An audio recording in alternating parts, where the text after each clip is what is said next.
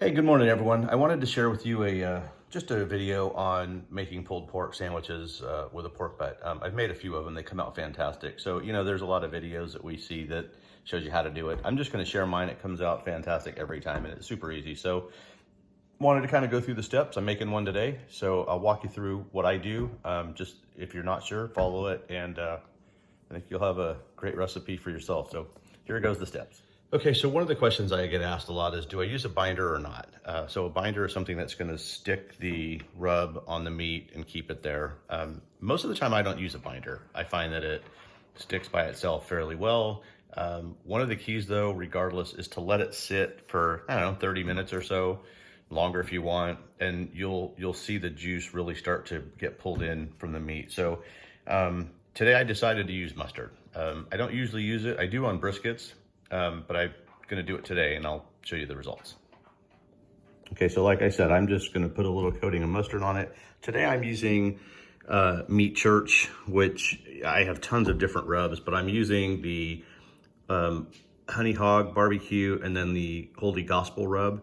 And I'm putting both on. So it's been sitting for about 20 minutes right now.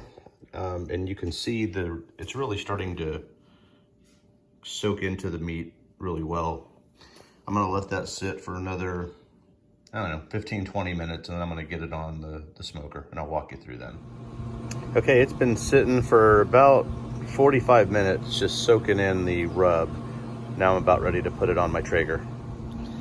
Okay, just fired up the Traeger. Gonna get it smoking, and I'm gonna put this on, let it sit for a few hours. I'm gonna put it at 250 degrees. I'm gonna check in a few hours. I want the internal temperature to be at 165.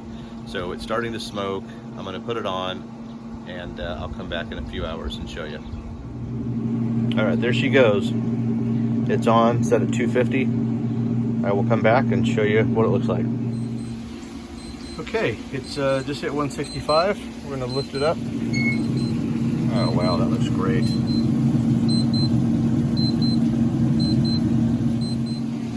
Okay, so the plan here is to put it into a pan. I put a little bit of apple juice in there. I'm gonna cover this with foil, just like so. And I'm gonna leave it in there until the temperature gets to 203. So I've set my probe to be at 203 to pull it. I'm just gonna leave it alone. So just to give you an idea, I've had it at 225. It's been in there for 4 hours is all it took to get to 165. So again, it's only a 4-pound pork butt, so 4 hours it's took to get to the 165. I'll keep you posted, and I'll pull it when it gets to 203, let you know how long that is and what the next step is. Again, I've had this set at 250. I'm sitting at 245 right now. My temps at 203. There it goes. So perfect timing. I'm gonna pull it, and I'll show you what the inside looks like. Okay, so this is what it looks like. Again, hit 203. I'm gonna strain the juice out of there to get anything clumps, removed. So I'll pull it apart. I'm gonna let it sit for, like I said, about an hour, and I'll come back to you.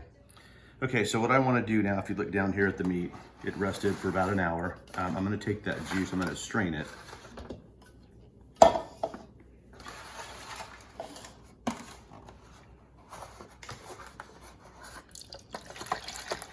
I'm gonna add the juice back in once I pull the meat apart.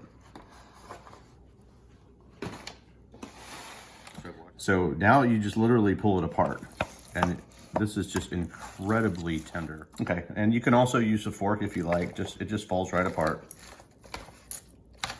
Just super, super easy. Now, most of the fat renders in there, so you can leave the fat in there because again, it renders down while you're cooking it. So if you look, there's, hardly any fat in here. If there's any pieces that didn't render through, feel free to pull them out. Okay, so there's two things I'm gonna do. I'm gonna put a little bit of the juice in. Now this doesn't need it technically because it is really juicy, but I put a little bit in for just some flavor. Keep it really moist. It's probably about 3 or 4 tablespoons. And then the last thing I'm gonna do, I'm gonna just put a little bit of the sweet Baby Ray's, just a little bit, maybe a couple tablespoons. Don't put a lot because everybody likes to put in their own on their sandwich, but just to add a little flavor in there. And that's it. I'm gonna toss it one more time and it will be ready to serve. All right, so I'll show you the finished product. All I did was add a little bit of pickles I chopped up to put on top. You can put on coleslaw or whatever you want on yours, and a little bit of barbecue sauce. But try the recipe, let me know what you think. Enjoy.